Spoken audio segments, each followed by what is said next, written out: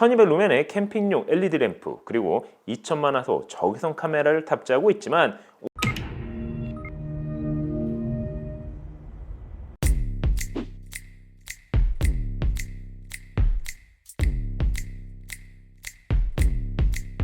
안녕하세요. 세상 신기한 테크 이야기. 오늘은 정말 벽돌 폰을 준비한 이거는 말방구 실험실입니다.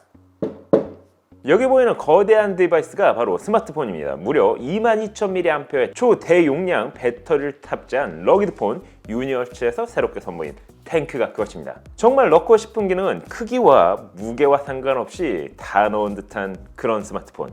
궁금하지 않으세요? 캠핑이나 아웃도어를 즐기는 분, 혹은 정말 유니크한 스마트폰에 관심이 많으신 분이라면 오늘 영상을 끝까지 시청해 주셔도 좋을 것 같습니다. 그럼 같이 한번 확인해 보시죠. 고고고! 자, 오늘 준비한 제품은 유니어츠에서 출시한 탱크입니다. 스마트폰 네이밍이 참 간결하죠. 탱크라고 하면 전 예전에 대우전자의 탱크주의가 생각납니다. 탱크주의, 바로 핵심 기술입니다. 대우전자. 참고로 유니어츠는 러기드폰과 함께 소형 스마트폰을 제조하는 제조사로 유명합니다. 말방구 실험실에서도 예전에 유니어츠의 소형 스마트폰을 리뷰한 적 있었으니 말이죠. 그럼 일단 이번 제품의 패키지 구성부터 확인해 보도록 할까요? 제품의 박스는 블랙 컬러의 상호 및 제품명 탱크가 실버 컬러로 인쇄되어 있습니다. 특히 박스에 특수 처리를 해 메쉬한 느낌과 함께 표면이 거칠한 느낌이 들게 디자인했는데요. 박스를 개봉하면 제품의 본체 66W 고속 PD 충전을 지원하는 어댑터, 그리고 충전 케이블과 사용 설명서로 구성됐습니다. 이번 탱크 스마트폰에서 재밌는 건 바로 독특한 디자인에 있습니다. 제품의 사이즈는 175.6mm, 85.3mm, 두께는 23.9mm에 중량은 560g으로 스마트폰이지만 웬만한 태블릿 무게를 능가합니다. 태블릿은 사이즈가 크다 보니 양손으로 사용하는 반면 스마트폰은 주로 한 손으로 휴대한다는 점을 감안하면 실제 체감되는 무게는 더 무겁습니다. 하지만 단순 무게로만 이번 제품을 판단하기에는 좀 이른 것 같은데요. 앞서 말씀드린 것처럼 정말 넣고 싶었던 기능은 빠지지 않고 넣었기 때문이죠. 탱크 후면에는 스마트폰 최초 무려 1200루멘 밝기의 LED 램프를 탑재해 캠핑 시 혹은 야간에 다용도 랜턴 대용으로 활용 가능합니다. 밝기가 상당히 밝기 때문에 웬만한 랜턴과 비교가 되지 않을 정도입니다. 특히 스마트폰 하단에 밴드 타입의 스트랩을 연결할 수 있도록 홀 디자인을 넣어 아웃도어용으로 사용이 가능합니다. 램프의 밝기는 3단계로 조절 가능할 뿐만 아니라 SOS 모드 및 익스플로션 모드를 지원해 위급 시 자신의 위치를 램프로 알릴 수도 있습니다. 또한 이번 스마트폰은 무려 22,000mAh의 대용량 배터리를 탑재했습니다. 대용량인 만큼 전화통화만 하더라도 150시간, 무려 6일 동안 꼬박 통화를 할 수 있을 뿐만 아니라 스탠바이 모드에서는 최대 2380시간, 즉 99일을 대기할 수도 있다고 합니다. 물론 제조사에서 공개한 스펙이라 실제 차이를 볼 수는 있겠지만 리뷰를 하면서 한 번도 충전을 하지 않고 계속 사용한 건 이번 제품이 유일했습니다. 그간 다양한 스마트폰을 접해봤지만 이 정도의 대용량 배터리를 탑재한 스마트폰은 처음 만나보기 때문이죠. 여기 보이는 20,000mAh의 외장 배터리의 사이즈만 보더라도 두께가 이 정도임을 감안하면 이번 스마트폰은 오히려 슬림하게 느껴지기도 합니다. 충전은 최대 66W를 지원하는 만큼 약 1시간 42분을 충전하면 최대 90%까지 충전 가능합니다. 또한 OTG 기능을 지원하는 만큼 외장 배터리 용도로도 사용 가능합니다. 당연히 러기드폰인 만큼 IP68 등급의 방수 방진 기능을 지원합니다. 1.5m 수중 깊이에서 최대 30분을 버틸 수 있는 제품인데요. 거기에 물속에서도 촬영을 할 수 있도록 수중 카메라 기능을 지원합니다. 별다른 건 없지만 이 모드를 활성화하면 수중에서 화면이 꺼지지 않을 뿐만 아니라 측면에 있는 아날로그 버튼을 통해 사진과 동영상을 수중에서도 촬영할 수 있습니다. 이 기능은 개인적으로 마음에 드는데요. 그 외에도 후면 메인 카메라는 1억 800만 화소 AI 카메라가 탑재됐습니다.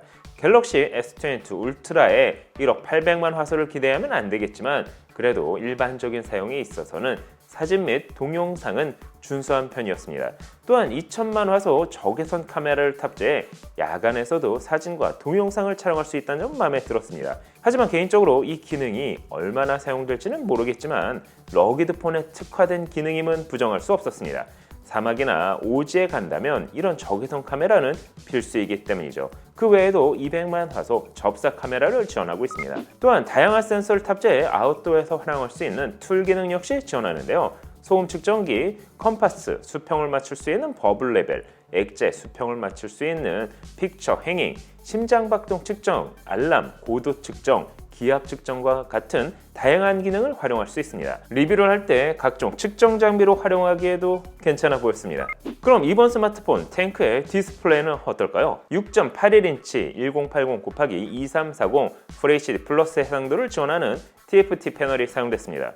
주사율은 90Hz로 나름 준수한 편이지만 밝기는 조금 아쉬웠습니다. 또한 러기드 폰이다 보니 스크린 대 바디 비율은 76%라는 점은 감안해 주셔야겠죠. 한 가지 러기드 폰에서 주로 사용되는 코닝사의 고릴라 글래스가 아닌 중국에서 제작된 판다 MN228 글래스가 적용됐습니다. 그럼 이번 탱크의 하드웨어적인 스펙은 과연 어떨까요? 프로세서는 8코어 8스레드의 미디어텍 MT6789가 사용됐습니다. 스냅드래곤 AP와 달리 미디어텍의 AP는 모델명만 들어서는 성능이 잘 짐작되지 않습니다. 그래서 긱벤치 5로 성능을 테스트해본 결과 멀티코어는 1776점, 싱글코어는 535점을 보여줬습니다. 이 정도 성능이면 멀티코어는 스냅드래곤 845, 싱글코어는 스냅드래곤 732G와 비슷한 성능이라 할 수가 있는데요.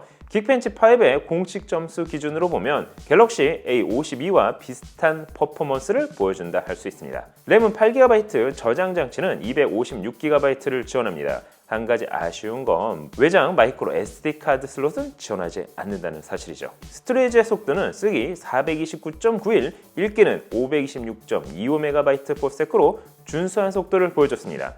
최신 고사양 플래그십 모델과 당연히 비교할 정도는 아니지만 일반적인 어플 및 기본 프로그램을 사용하기에는 부족함은 없어 보였습니다. 하지만 이번 탱크에서 아쉬운 점은 없을까요? 개인적으로 이번 탱크 스마트폰은 이름처럼 너무 크고 무겁습니다.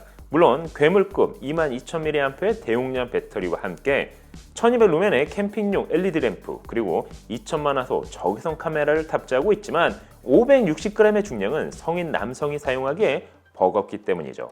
내셔널 지오그래피에서 나오는 오지를 탐험하거나 한국의 동굴을 모두 찾아가며 촬영할 게 아니라면 사실 이 정도의 중량과 크기는 효율성을 떨어뜨리기에 충분해 보였습니다. 그럼에도 이 정도 스펙의 러기드 폰을 찾는다면 또 한편으론 대안이 크게 없어 보이는데요. 정말 유니크한 탱크 스마트폰, 아니 벽돌폰? 여러분이 보시기엔 어떠신가요? 오늘 영상은 여기까지. 윈도우 표류 일주일째. 제발 좀 잡혀라. 형아 아직도 신호가 안 잡혀. 아니 배터리도 이제 얼마 없잖노. 잡혔다. 가서 빨리 구조 요청을 해 형. 아니 잠깐만. 오늘은 평일에도 야 이 미친.